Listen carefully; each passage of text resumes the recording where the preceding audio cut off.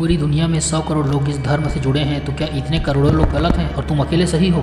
यह तर्क आपने अक्सर किसी पंथ या धर्म से जुड़े हुए लोगों को देते हुए सुना होगा। वो किसी चीज़ की सत्यता या लेजिटिमेसी, वैधता को संख्या से सिद्ध करने की कोशिश करते हैं, और सत्य इससे सिद्ध नहीं होता कि मेजॉरिटी किसके साथ है।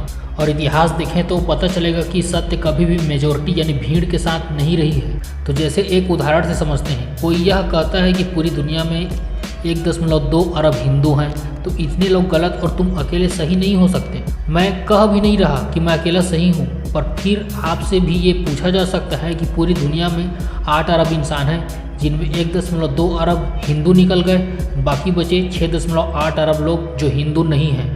तो प्रश्न उठता है, तो क्या 6.8 अरब लोग जो हिंदू नहीं हैं वो गलत हैं और 1.2 अरब लोग ही सही हैं?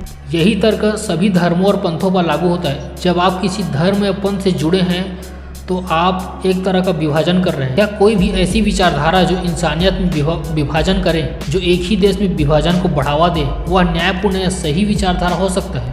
क्योंकि अगर धर्म का विभाजन सही है तो इसकी क्या गारंटी है बाद में वह धर्म संगठित जब हो जाएगा तो उसके बाद में वह जाति के आधार पर विभाजन नहीं करेगा, क्षेत्र के आधार पर विभाजन नहीं करेगा, भाषा के आधार पर विभाजन नहीं करेगा, संस्कृति और पहनावे के आधार पर विभाजन नहीं करेगा। असल में पूरी इंसानियत से स्वयं को अलग करने की मानसिकता यानी डिवीज़न, यदि स्वयं को अलग करना, सेपरेट करना ही गलत मार्ग का अनुसरण है। जे कृष्णमूर्ति की किताब है फ्रीडम फ्रॉम द नोन यानी ज्ञात से मुक्ति, उसके चैप्टर 6 का स्टेटमेंट है जो विभाजन की मानसिकता को समझने में सहायता कर सकता है। तो कृष्णमूर्ति कहते हैं, When you call yourself an Indian or a Muslim or a Christian or a European or anything else, you are being violent. Do you see why it is violent? अर्थात जब आप खुद को भारतीय या मुसलमान या ईसाई या फिर यूरोपीय या कुछ कहते हैं तो आप हिंसक हो रहे हैं। क्या आप इसे देख सकते हैं कि यह हिंसा क्यों है?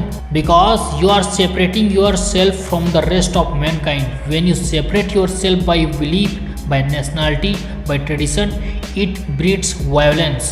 क्योंकि आप खुद को बाकी इंसानों से अलग कर रहे हैं। जब आप किसी विश्वास या विचारधारा से, राष्ट्रीयता से, परंपरा से खुद को अलग करते हैं तो यह हिंसा को जन्म देता है। कैसे?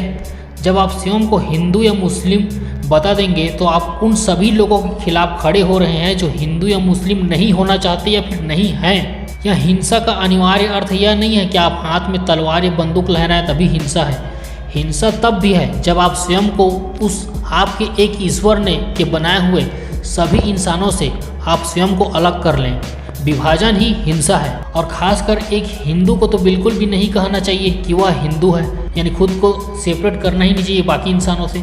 जैसा कि उनके महोपनिषद के चैप्टर 6 के श्लोक नंबर 71 में लिखा है, अयम निजः परवेति गणना लघु चेत सामः, यह मेरा अपना है और यह नहीं है। इस तरह की गणना छोटे चित्त वाले लोग करते हैं, संकुचित मन वाले करते हैं। अर्थात यह बोलना कि यह मेरा है, यह मेरे धर्म का व्यक्ति है, या मेरा धर्म है, या मेरे धर्म के ईश्वर है और वह उनका है, मतलब मेरे और वे उसके का जो डिफरेंस है, यही मानसिकता जो है छोटे मानसिकता वाले लोग करते हैं। ऐसा महोपनिषद के चैप्टर 6 में लिखा है। और दूसरे लाइन पे लिखा है, उदार चरिता नाम तू वसुदेव कुटुंबकम, उदार हृदय वाले लोगों के लिए तो संपूर्ण धरती ही परिवार है। वो सीधा यह देखते हैं कि वो सामने वाला इंसान है, हो गई बात खत्म। जब भी आप किसी धर्म या पंथ या विचारधारा से जुड़ेंगे, आप उन सभी के खिलाफ एक विचारधारात्मक हिंसा को, एक आइडियोलॉजिकल वायलेंस को जन्म दे रहे हैं, जो उस पंथ, उस धर्म या उस विचारधारा को सत्य नहीं मानते। और चूंकि अरबों लोग हिंदू नहीं, तो प्रश्न उठता है, ईश्वर ने उन्हें सही राह क्यों नहीं दिखाया?